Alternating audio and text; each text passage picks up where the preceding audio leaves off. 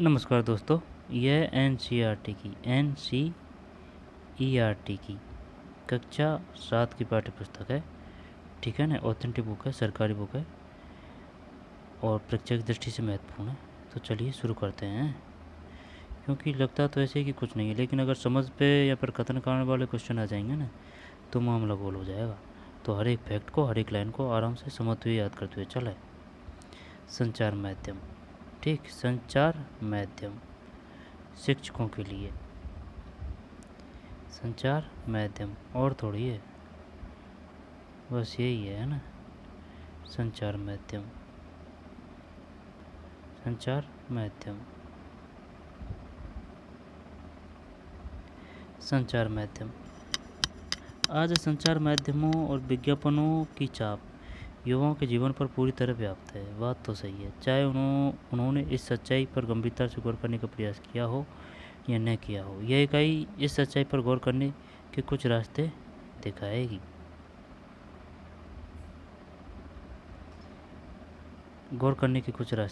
अध्याय 6 में मुख्य रूप से संचार माध्यमों का प्रौद्योगिकी के साथ और बड़े व्यावसायिक प्रतिष्ठानों के साथ संबंध समझाने पर जोर है। यह अध्याय दिखाता है कि कैसे किसी मुद्दे के महत्व का या उसकी महत्वहीनता को लेकर हम जो धारणाएं बनाते हैं वे संचार माध्यमों से प्रभावित होती है, जो वास्तव में उनका एजेंडा होता है। यह अध्याय संचार माध्यमों के व्यापक प्रभावों से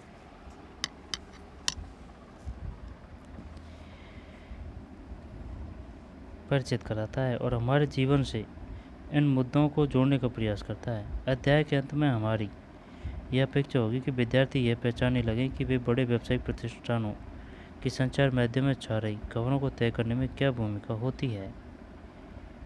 संचार माध्यम में छा रही खबरों को यह अपेक्षा होगी कि विद्यार्थी यह पहचानने लगे कि बड़े व्यावसायिक प्रतिष्ठानों की संचार माध्यम में छा रही खबरों को तय करने में क्या भूमिका होती है, कौन सी खबरें चुनी जा रही है और प्रत्यक्ष या अप्रत्यक्ष तौर पर उनके जरिए क्या संदेश दिए जा रहे हैं। हम दो काल्पनिक खबरों के जरिए दिखाएंगे कि किसी भी घटना या मामले की खबर बहुधा सिर्फ एक स्वरूप नहीं होता। हम अपेक्षा रखते हैं कि विद्यार्थी इस बात को समझते हुए वे क्षमताएं विकसित करेंगे जो उन्हें अखबार या टेलीविज़न की किसी भी रिपोर्ट का विश्लेषण करने के योग बनाएगी, और वे यह समझ सकेंगे कि खबर में दी जा रही और नहीं दी जा रही जानकारी वे दृष्टिकोण के पीछे क्या तर्क हो सकता है। इन मुद्दों की समझ मजबूत बनाने के लिए वास्तविक विज्ञापनों के उदाहरण लिए जाने चाहिए और उनसे वैसे ही प्रश्नों की मदद लेकर जांच की जानी चाहिए जैसे अध्याय में दिए गए हैं। अंत में यह अध्याय अपनी विषय वस्तु का लोकतंत्र के विचार के साथ संबंध स्थापित करता है। स्थानीय संचार माध्यमों व सामाजिक विज्ञापनों के विकल्प रखते हुए यह अध्याय इस बात पर जोर देता है कि मुख्य धारा में उन्हीं लोगों की बातों को ज़्यादा महत्व व स्थान मिलता है जो सामाजिक व वित्तीय संसाधनों के धनी हैं। इस पहलू पर बल देने के लिए कक्षा में स्थानीय संचार माध्यमों की खबरों के उदाहरणों पर चर्चा की जा सकती है और बच्चों के साथ यह प्रश्न भी उठाया जा सकता है कि विज्ञापनों के प्रभाव से स्थानीय स्तर पर बनने वाली, बिकने वाली व पसंद की जाने वाली चीज़ों को लेकर क्या परिवर्तन आने लगे हैं।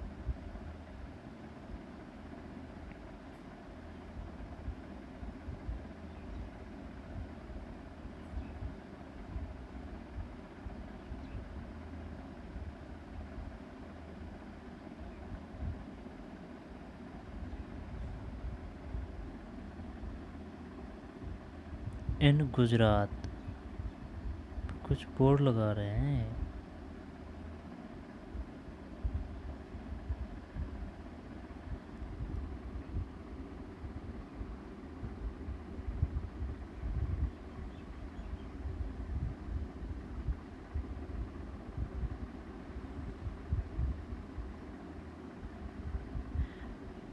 अलिय प्रथा पोस्टर है, विभिन्न अलग अलग जगह से लिए हुए। रेडियो फॉर वुमेन,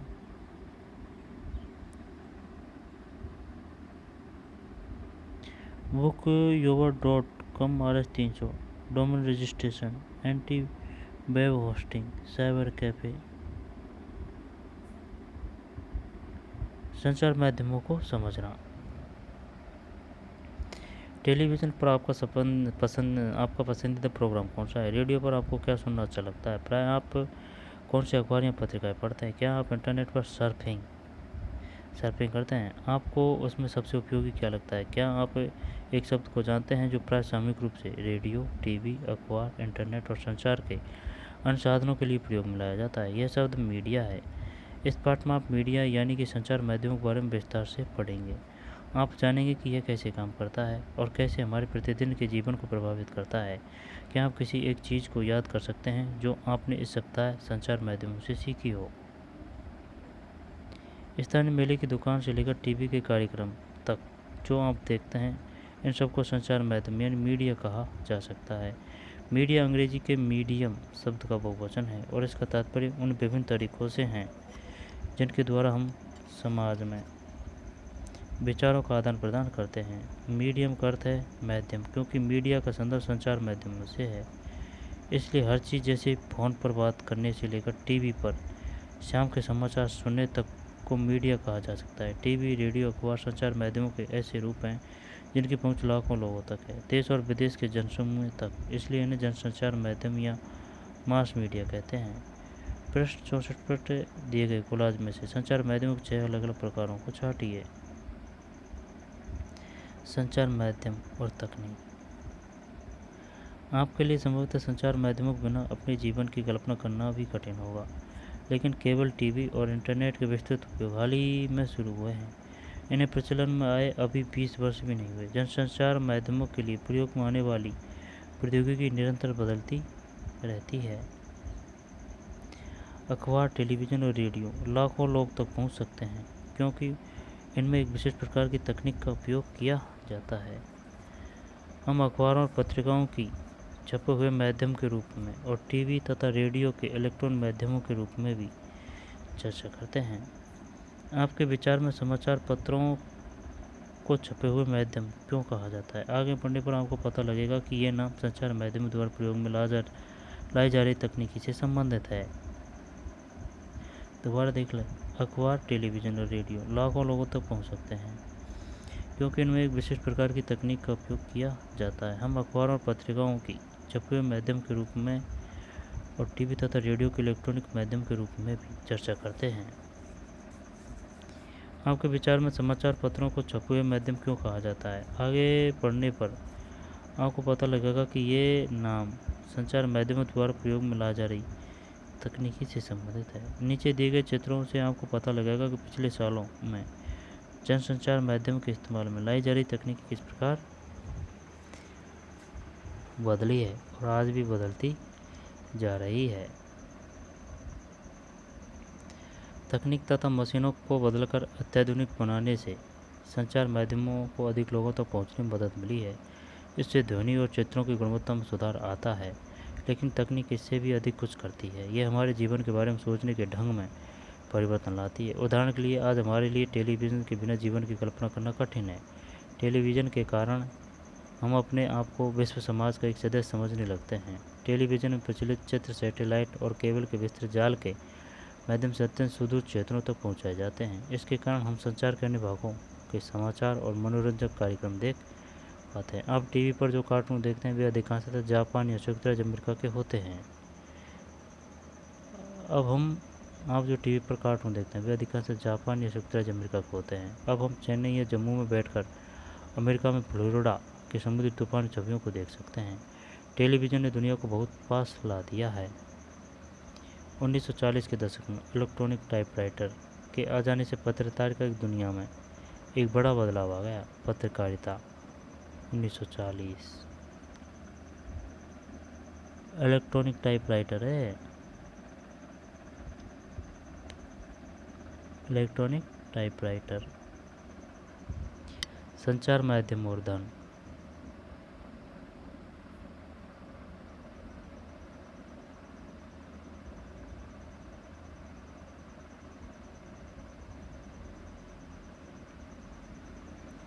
पृष्ठ 64 पर दिए गए कोलाज में से संचार माध्यमों के 6 अलग अलग प्रकारों को छांटिए। एक चित्रकार की नज़र में बाइबल के पहले पन्ने की छपाई करते हुए गुटेनबर्ग।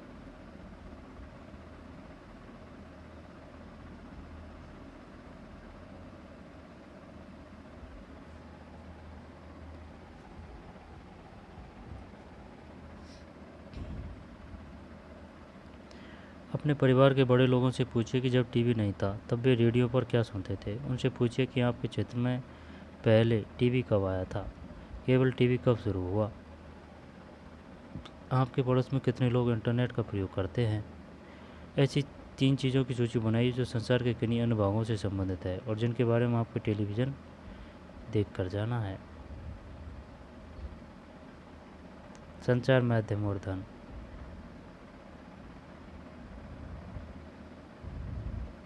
जनसंचार द्वारा उपयोग में लाई जाने वाली विभिन्न तकनीकें अत्यंत खर्चीली है। जरा टीवी स्टूडियो के बारे में सोचें, जहाँ पर समाचार वाचक बैठता है, उसमें लाइटें, कैमरे, ध्वनि रिकॉर्ड करने के लिए यंत्र, संप्रेषण के लिए सैटेलाइट आदि है। इन सभी का मूल्य बहुत अधिक है। समाचार के स्टूडियो में केवल समाचार वाचक को ही वेतन नहीं दिया जाता, बल्कि बहुत सारे लोग हैं जो प्रसारण में सहायक होते हैं। इसमें वे लोग सम्मिलित हैं जो कैमरे व प्रकाश की व्यवस्था करते हैं। जैसा कि आपने कभी पढ़ा, जनसंचार माध्यम निरंतर बदलते रहते हैं, इसलिए नवीनतम तकनीकी जुटाने पर भी बहुत धन व्यय होता है। इन खर्चों के कारण जनसंचार माध्यमों को अपना काम करने के लिए बहुत अधिक धन की आवश्यकता होती है। परिणामतः अधिकांश टीवी चैनल और समाचार पत्र किसी बड़े व्यावसायिक प्रतिष्ठान का भाग होते हैं। जनसंचार माध्यम लगातार धन कमाने के विभिन्न तरीकों के बारे में सोचते रहते हैं। एक तरीका जिसके द्वारा जनसंचार माध्यम धन अर्जित करते हैं, विभिन्न वस्तुओं के विज्ञापन का, जैसे कारें, चॉकलेट, कपड़े, मोबाइल फोन आदि। आपने ध्यान दिया होगा कि अपने प्रिय टेलीविज़न कार्यक्रम को देखते हुए आपको ऐसे अनेक विज्ञापन देखने पड़ते हैं। टेलीविज़न पर क्रिकेट का मैच देखते हुए भी हम हर ओवर के बाद बार बार वही विज्ञापन दिखाए जाते हैं। इस तरह प्राय बार बार आप उन्हीं छवियों को देखते हैं, जैसा कि आप आगे के अध्याय में पढ़ेंगे। विज्ञापनों की बार बार आवृत्ति इस आशा से की जाती है कि आप बाहर जाकर पर विज्ञापित वस्तुएं खरीदेंगे।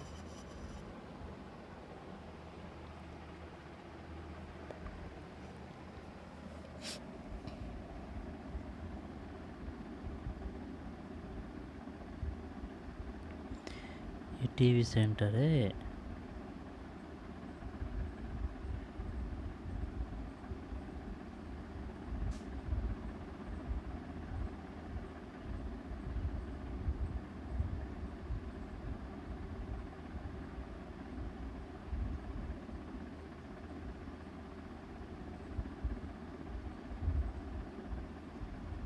टीवी सेंटर है,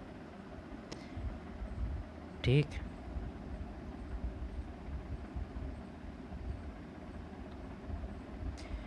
यह यंत्र टेलीविज़न का प्रारंभ रूप था। बताइए टेलीविज़न का प्रारंभ रूप क्या था?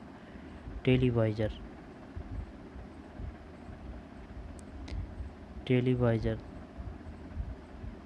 अपने इस आविष्कार के सामने बैठे हैं। John L weird. इस यंत्र के द्वारा उन्होंने रॉयल इंस्टीट्यूट के समक्ष अपने आविष्कार का प्रदर्शन किया। रॉयल इंस्टीट्यूट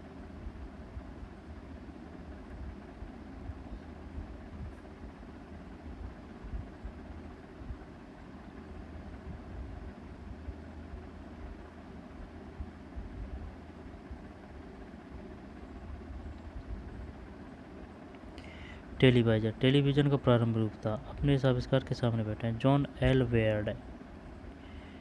इस संयंत्र के दौरान उन्होंने रॉयल इंस्टीट्यूट के समक्ष अपने आविष्कार का प्रदर्शन किया।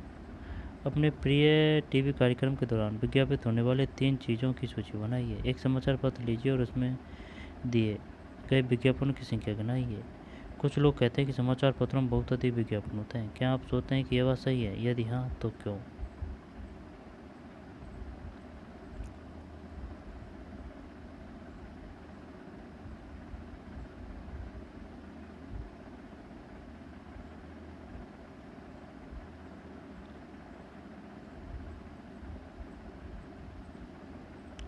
एक टीवी चैनल में 10 सेकंड के लिए विज्ञापन देने का मूल्य उसकी लोकप्रियता और समय के आधार पर 1000 रुपये से 1 लाख रुपये के बीच पड़ता है।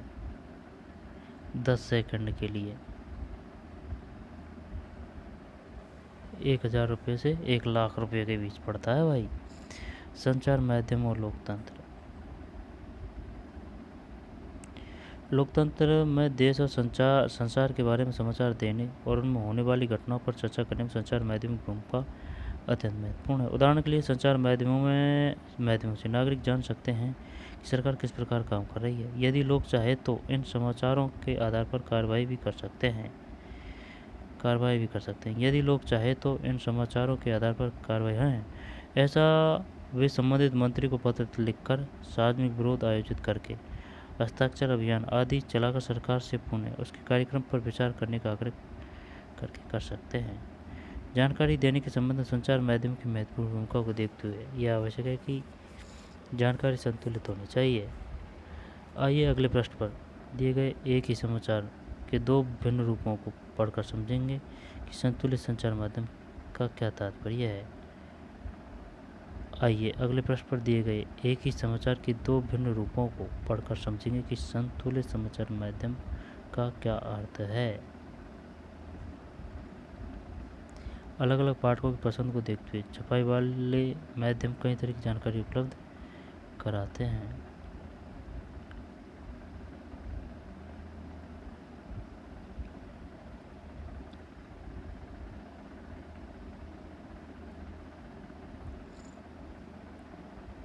न्यूज़ ऑफ इंडिया की रिपोर्ट, इंडिया डेली की रिपोर्ट।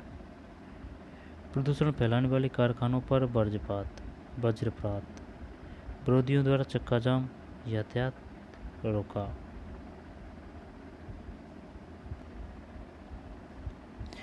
प्रदूषण फैलाने वाले कारखानों पर वज्रपात, विरोधियों द्वारा चक्का जाम, यातायात रोका। राधिका मलिक, INN। कारखानों के मालिकों और मजदूरों के हिंसात्मक विरोध ने आज शहर की गतिविधियों को रोककर रख दिया। सड़कों पर वाहनों के विशाल जाम लगने के कारण लोग समय से अपने काम पर नहीं पहुंच सके। प्रदूषण फैलाने वाले कारखानों पर वज्रपात, विरोधियों द्वारा चक्का जाम, यातायात रोका।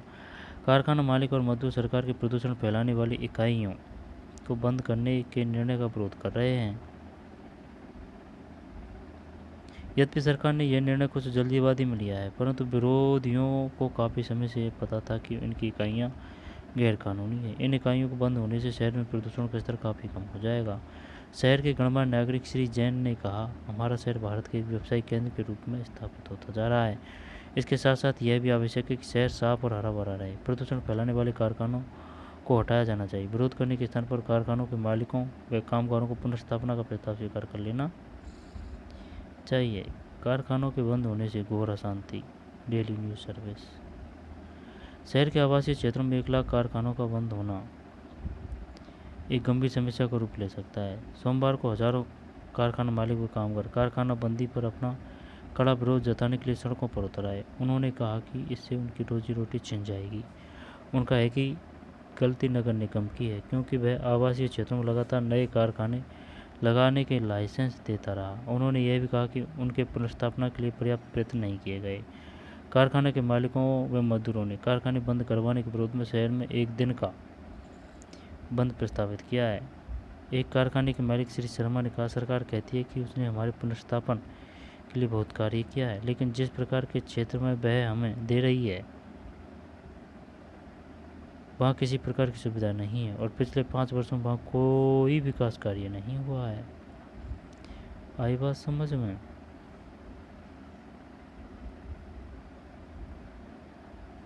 संचार माध्यम का तात्पर्य है, वास्तविकता तो यह है कि यदि आप इनमें से केवल एक समाचार पत्र पढ़ेंगे तो विषय का एक ही पक्ष जान पाएंगे। यदि आपने न्यूज़ ऑफ इंडिया पढ़ा होता तो आपको विरोधियों की बातें व्यर्थ उत्पाद लगती। उनका यातायात व्यवस्था में बाधा उत्पन्न करना, अपने कारखानों से शहर में प्रदूषण फैलाते रहना आपके मन में उनकी बुरी छवि अंकित करता। दूसरी ओर यदि आपने इंडिया डेली पढ़ा होता तो आप जानते कि कारखाने बंद होने पर बहुत से लोग अपनी रोजी रोटी खो देंगे, क्योंकि पुनर्स्थापना के प्रयास अपर्याप्त है। इन दोनों में से एक भी विवरण संतुष्ट नहीं है। संतुलित रिपोर्ट वह होती है जिसमें किसी भी विषय पर हर दृष्टिकोण से चर्चा की जाती है। संतुलित रिपोर्ट वह होती है ना, संतुलित रिपोर्ट वह होती है जिसमें किसी भी विषय पर हर दृष्टिकोण से चर्चा की जाती है। फिर पाठकों को उसमें अपनी राय बनाने के लिए स्वतंत्र छोड़ दिया जाता है। संतुलित रिपोर्ट लिख पाना संचार माध्यमों के स्वतंत्र होने पर निर्भर करता है। स्वतंत्र संचार माध्यमों से तात्पर्य यह है कि उनके द्वारा दिए जाने वाले समाचारों को कोई भी नियंत्रित या प्रभावित न करें। समाचार का विवरण देने में कोई भी उन्हें निर्देशित न करें, उसमें क्या सम्मिलित किया जाना है और क्या नहीं। लोकतंत्र में स्वतंत्र संचार माध्यम को होना अत्यंत महत्वपूर्ण है। जैसा कि आपने ऊपर पढ़ा, संचार माध्यमों द्वारा प्रदान की गई जानकारी के आधार पर ही हम नागरिकों के रूप में कार्रवाई करते हैं। इसलिए यह आवश्यक है कि यह जानकारी विश्वसनीय और तटस्थ हो। तत्व तो यह है कि संचार माध्यम स्वतंत्र नहीं है। इसके मुख्यतः दो कारण हैं। पहला कारण सरकार का उन पर नियंत्रण। जब सरकार समाचार के किसी अंश, फिल्म के किसी दृश्य या गीत की किसी अभिव्यक्ति को जनसमुदाय तक पहुंचने से प्रतिबंधित यानी कि बैन करती है तो इसे सेंसरशिप कहा जाता है। क्या कहा जाता है? सेंसरशिप। भारत के इतिहास में ऐसे समय भी आए हैं जब सरकार ने संचार माध्यमों के ऊपर सेंसर लगाया। इसमें सबसे बुरा समय 1975-77 तक आपातकाल का था।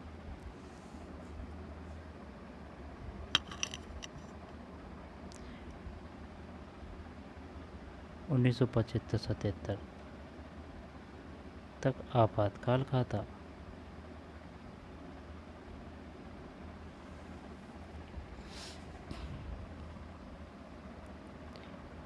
सरकार यद्यपि फिल्मों पर तो निरंतर सेंसर रखती है, लेकिन वह संचार माध्यमों से दिखाए गए समाचारों में पूरी तरह ऐसा नहीं करती। सरकार द्वारा सेंसरशिप न होने पर भी आजकल अधिकांश समाचार पत्र संतुलित विवरण देने में असफल रहते हैं।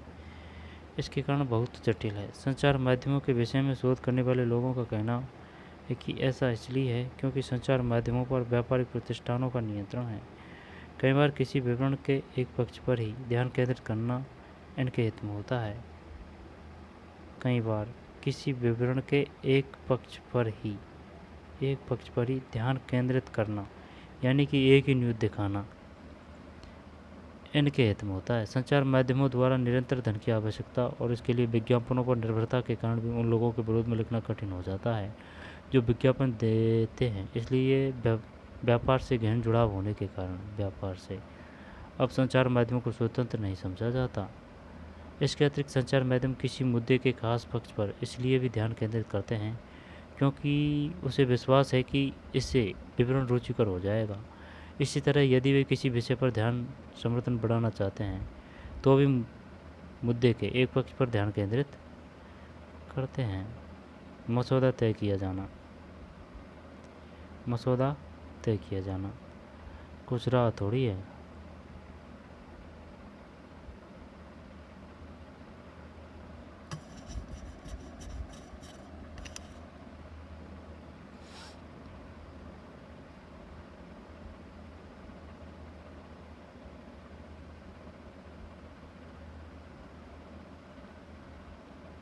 ये फैमिली है, शायद तीनों बच्ची हैं। ये मम्मी पापा है, साथ में मिलके देख रहे हैं।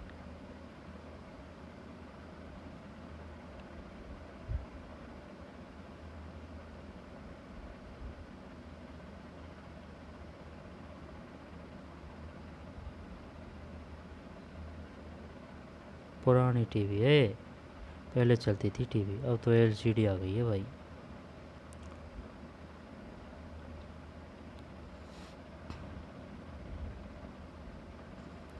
टीवी हमारे साथ क्या करता है और हम टीवी के साथ क्या कर सकते हैं।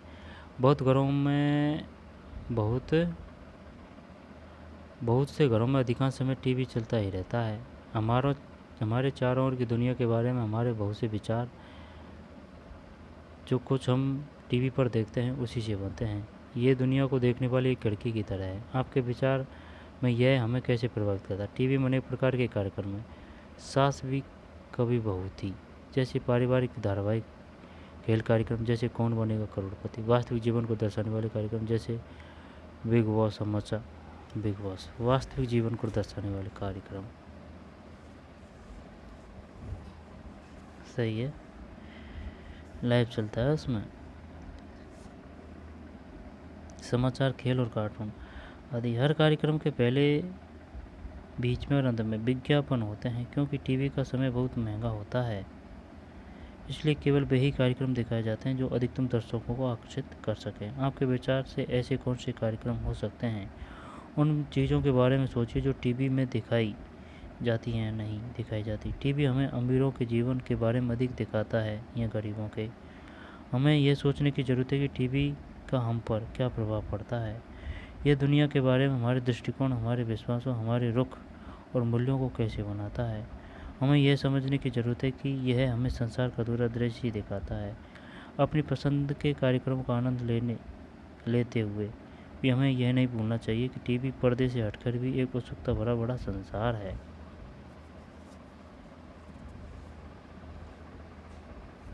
दुनिया में ऐसा बहुत कुछ हो रहा है जिसकी ओर टीवी ध्यान नहीं देता, ये बात तो सही है। फिल्म स्टारों, सुप्रसिद्ध व्यक्तियों, धनाढ़ जीवन शैलियों से परे भी ऐसा संसार है जहां हम सबको पहुंचना चाहिए, ये बात तो सही है। और विभिन्न प्रकार से अपनी प्रतिक्रिया व्यक्त करनी चाहिए।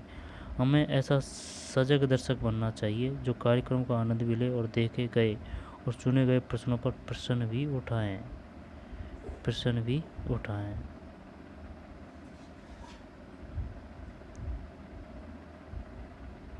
क्या आप ऐसा सोचते हैं कि किसी विषय के दोनों पक्षों को जानना महत्वपूर्ण है? क्यों?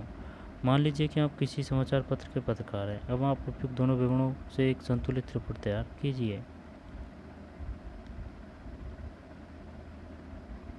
ठीक। आजकल अधिकांश, ये पढ़ लिया अपन ने, मसौदा तय किया जाना, ये पढ़ना है।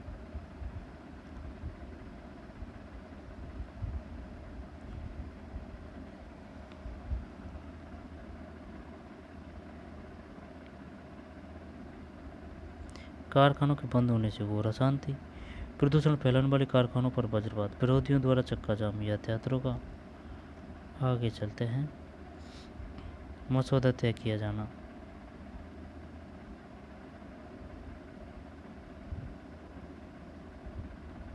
सतर्कता ही रक्षा का आधार।